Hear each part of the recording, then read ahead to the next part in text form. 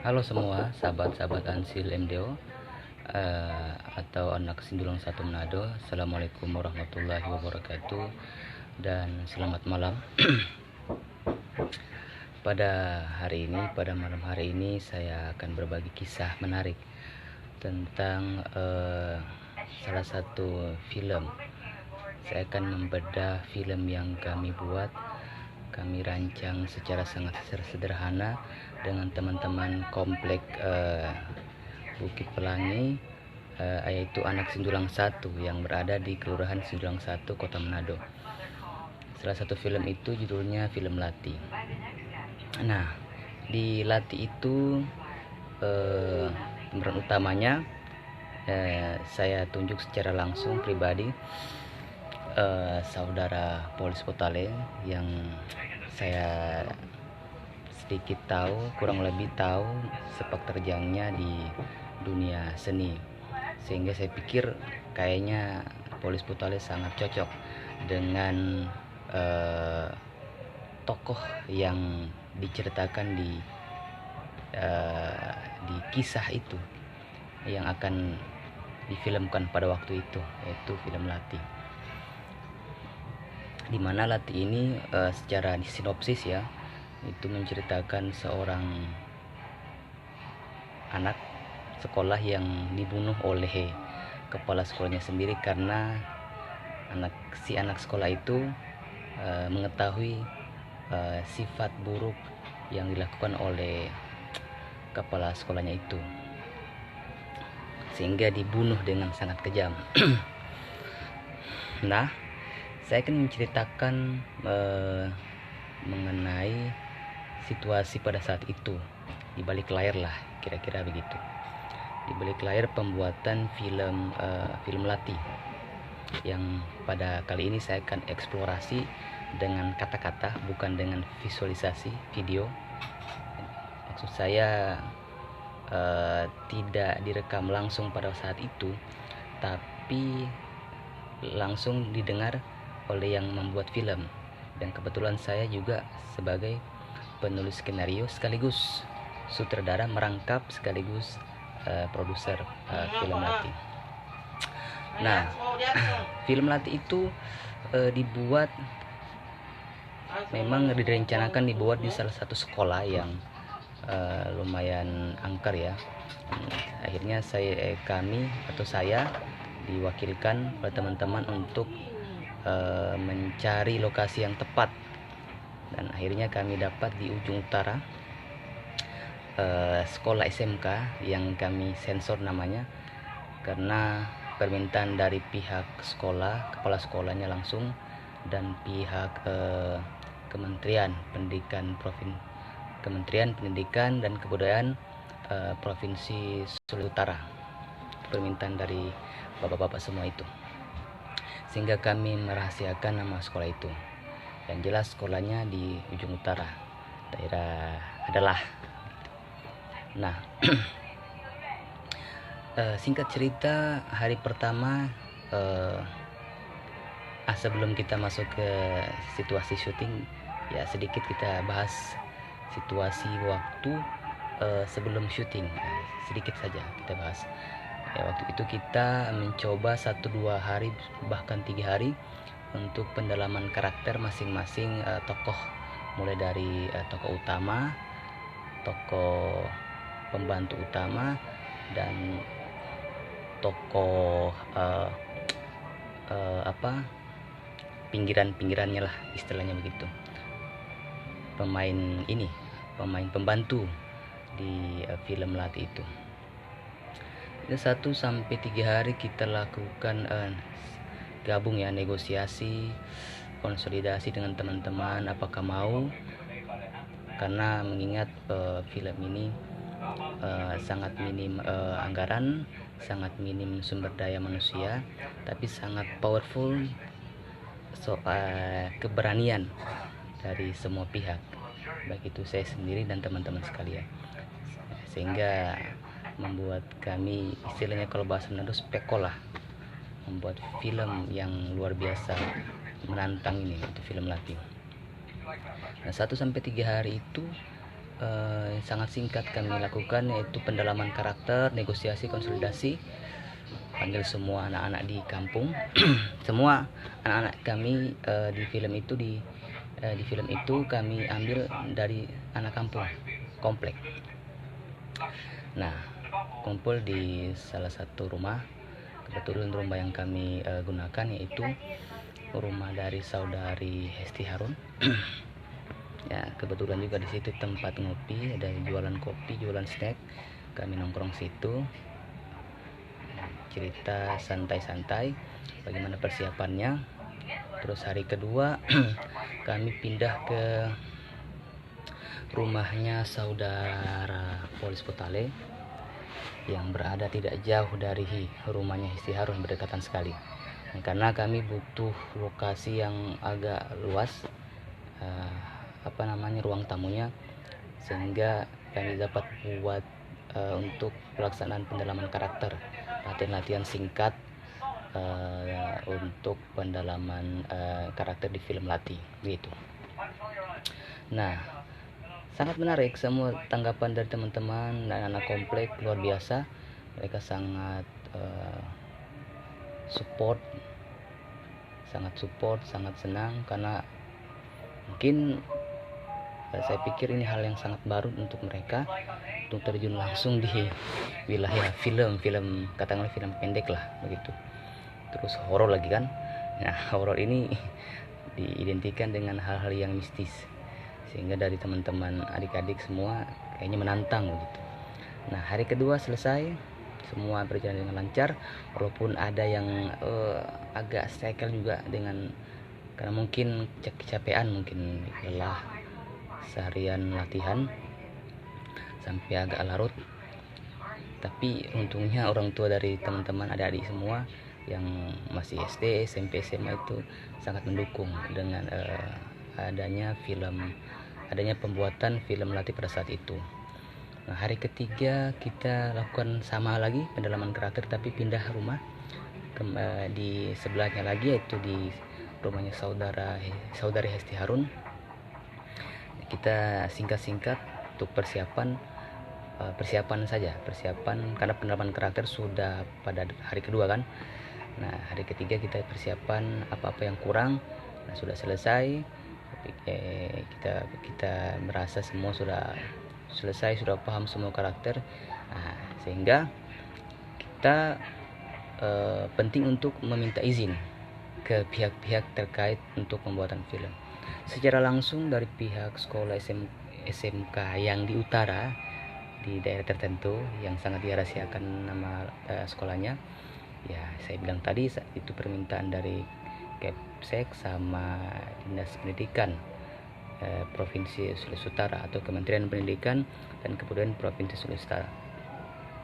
Nah, kita butuh izin dari mereka, sehingga kita buat surat. Itu makan waktu sekitaran 1-3 hari lah. Balik tidak ada orang di kantor. Karena saya ingin langsung ketemu dengan yang empunya pemberi izin, ya kan. Sehingga saya butuh 1-3 hari lah untuk bolak-balik ke kantor Dinas Pendidikan dan Kebudayaan Provinsi Sulawesi Utara. Ya, kita kasih surat. Setelah kasih surat 1-2 hari sudah suratnya keluar, izin, dan tertulis bahwa kami diizinkan untuk memakai sekolah untuk dalam rangka pembuatan film Lati pada saat itu. Nah, sudah selesai semua persiapan, izin dan lain sebagainya. Akhirnya beberapa hari kemudian kami langsung ke lokasi syuting. Nah, hari pertama untuk memproduksi film Lati ini agak ribet memang, agak butuh penetrasi yang artinya karena semua juga baru pertama membuat film yang kayak gini, film horor, sehingga ada mungkin rasa takut karena syutingnya dari sore sampai larut malam. Memang rencana seperti itu, karena film horor yang kami sajikan ini di dalam naskah dan tulis waktu-waktunya itu ya sekitaran itu sampai malam, agak malam, sehingga syutingnya mau tidak mau harus kita laksanakan tengah malam sampai jam 11 kayaknya paling maksimal. Nah, hari pertama kami membiasakan diri dulu, tes semua, tapi serius. Saya pribadi sebagai sutradara waktu itu sangat menseriusi kegiatan atau pelaksanaan pembuatan film Lati. Sangat-sangat serius, tidak ada kata main-main. Pokoknya semua kru, semua pemain, semua yang membantu di pelaksanaan pembuatan film itu saya patok harus semua serius, jangan main-main, supaya hasilnya ya tidak seperti di bioskop sih, tapi lumayan lah bisa menghibur, tidak ada bocor sana sini ya begitu. Nah, hari pertama lumayan, tidak ada apa-apa gangguan, pokoknya masih santai ya, walaupun memang sebelum hari pertama syuting saya sudah dikasih tahu, diwanti-wanti oleh orang-orang sekitar, bahkan yang menjaga sekolah ya, tapi sebenarnya bukan dari dia sendiri yang ngomong duluan, yang bicara ke saya yang duluan tanya, apakah di sini ada kejadian aneh. Nah, kata petugas atau penjaga sekolah tersebut, ya Pak, karena kebetulan di sini ada semacam penunggu yang hampir setiap malam itu selalu menampakkan diri, tapi tidak ke semua orang yang mungkin orang-orang tertentu lah begitu. Awalnya memang saya sudah tahu, tapi saya ini kan sudah dikasih izin dari pihak pemerintah, mau tidak mau pokoknya harus dilaksanakan dengan betul-betul sampai hari terakhir begitu. Nah, hari pertama selesai, tidak ada masalah, semua beres. Dari scene 1 sampai mungkin waktu itu scene, kan kita ada sekitaran 55 scene kalau tidak salah di film Lati. Hari pertama itu kita kan tidak loncat, kita waktu itu masih pakai cara pembuatannya itu tidak acak. Kita dari scene 1 sampai scene 9 kita urut 1, 2, 3 sampai 9. Iya, hari pertama sampai scene 9 kalau tidak salah, saya agak lupa, tapi kemungkinan dari 9 scene lah selesai waktu itu. Nah, tidak masalah, semua lancar. Tiba pada hari kedua itu kalau tidak salah hari Selasa. Hari pertama hari Senin kita syuting, hari kedua hari Selasa sudah mulai menunjukkan, teman-teman semua sudah mulai menunjukkan rasa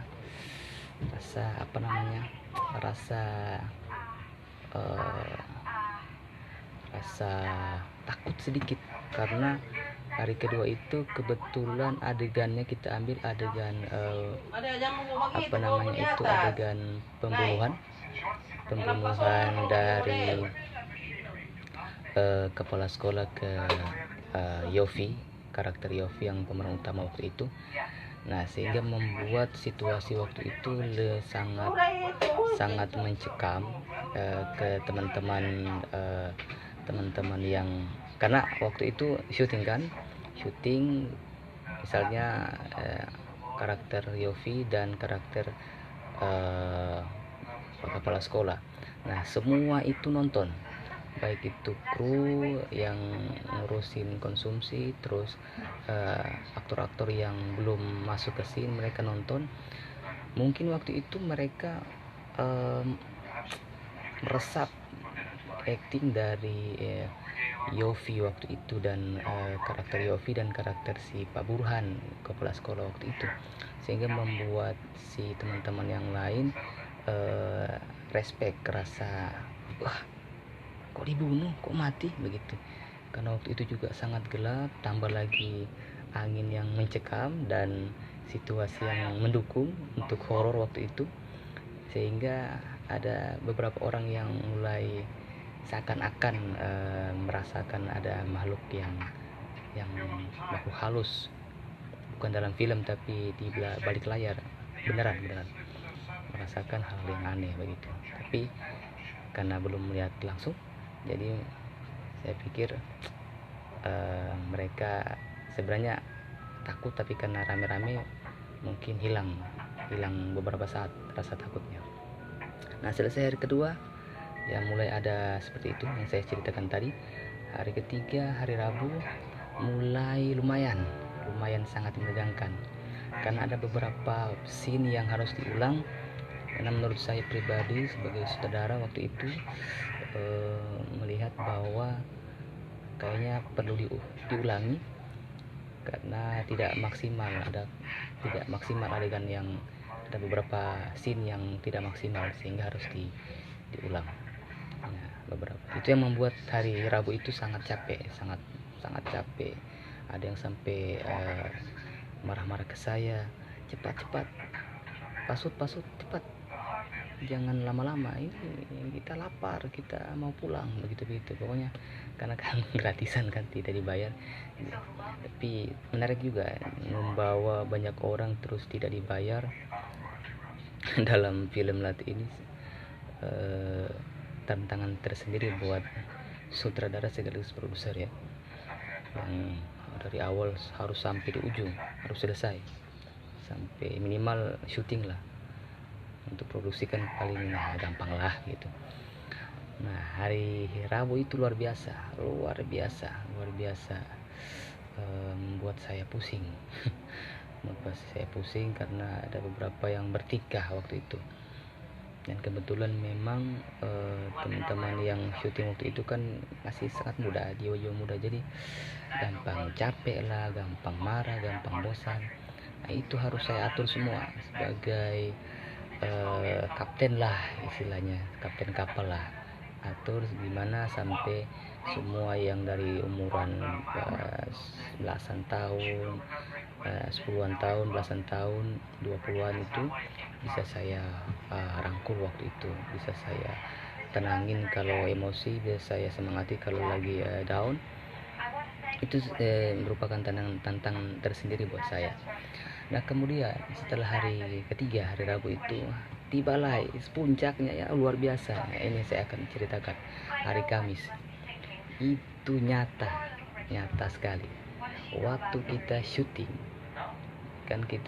adegan mengubur orang ya kan. Nah, belum mengubur si Yofi. Itu masih adegan, oh ya, sudah mau dikubur. Ya, itu adegan dikubur. Kalau tidak salah ya, dikubur Yofi dikubur oleh dua orang, itu Pak Burhan, yang jelas Pak Burhan karena dia waktu itu yang membunuh Yofi. Kedua Pak Injo itu penjaga sekolah yang mengetahui memergoki Pak Burhan telah membunuh si adik Yofi waktu itu. Mereka sepakati untuk mengubur di belakang sekolah. Waktu itu nyata, setelah adegan mengubur, terus ada adegan menunggu tapi waktu itu setelah dikubur Yofi itu mulai ada suara-suara yang agak-agak menyeramkan. Ada sesosok makhluk yang kalau bahasa Manado sih bafloid di balik gunung, karena di belakang ada satu kelas, itu beberapa kelas lah, itu di tebing, di bukit ada daerah yang kayak naik ke atas begitu. Jadi kita bisa naik tapi agak terjal tanjakannya. Di atasan itu seperti ada yang bersiul. Kalau bahasa Manado itu bafloid, sosok makhluk yang bersiul. Saya dengar waktu itu, tapi karena tidak mau membuat teman-teman yang lain takut, saya diam aja, pura-pura nggak tahu. Tapi ternyata pada saat saya lihat teman yang lain kayaknya mendengar juga. Karena waktu itu situasi juga rame, jadi ya sudah biasa, nggak usah dipikirkan. Nah, itu awal setelah adegan kubur, kita tunggu, kita balik ke bawah untuk make up si polis Potale lagi, make up sudah jadi hantu kan. Nah, ini waktu hari Kamis ini memang banyak loncat kita dari scene, misalnya scene 13. Nah, kalau sudah siap scene 18, kita loncat dulu 18. Kalau sudah siap 26, kita loncat langsung 26. Kayak begitulah. Nah, kita tunggu si Ovi make up. Tunggu. Setelah selesai dia naik ke atas. Nah, adegan dia menampakkan diri di bukit di belakang ruang kelas. Dia kan kayak cicak merayap. Nah, saya mau seperti itu waktu itu supaya kelihatan seram lah. Dia merayap dari atas bukit. Pada saat dia merayap, ini serius. Nggak tahu yang lain lihat atau tidak. Saya lihat dengan mata kepala ada sosok putih yang kayak kapas begitu, kayaknya perempuan. Dia pakai baju terusan putih. Itu dia muncul di atas, di dekat pohon pisang. Nah, kebetulan di atas itu ada pohon pisang. Dia muncul di situ. Nah, ternyata teman-teman yang lain juga ada beberapa yang lihat juga sosok itu. Nah, saya bukan sombong ya, tapi ya mungkin pengaruh rame juga sih ya, makanya saya berani. Saya baca salawat, baca doa, mudah-mudahan ini lancar dan lain sebagainya. Nah, ada beberapa cewek yang kebetulan lihat mukanya pucat, tapi tidak mau bilang itu apa, kenapa sampai pucat. Cuman dari saya pribadi, saya kayaknya memang ini mereka lihat sosok makhluk itu yang baju putih itu. Mereka lihat, mungkin shock sehingga tidak berani bilang. Setelah selesai syuting, si Yofi-nya tidak tahu. Si Yofi tidak tahu karena mungkin menghadap ke bawah. Dia itu sosok makhluk putih itu, si perempuan putih itu, makhluk halus itu kebetulan di belakangnya si Yofi menghadap ke sejajar dengan si sosok makhluk itu, sehingga tidak kelihatan. Kecuali dia balik ke belakang, ya, mungkin saja kalau dia mata terang mungkin dia bisa lihat. Tapi waktu itu dia belum lihat, dia belum sama sekali lihat. Nah, nanti di bawah dia jalan, dia santai. Saya tanya ke ini dulu yang lihat, yang mungkin lihat, karena saya belum tahu dia lihat atau enggak.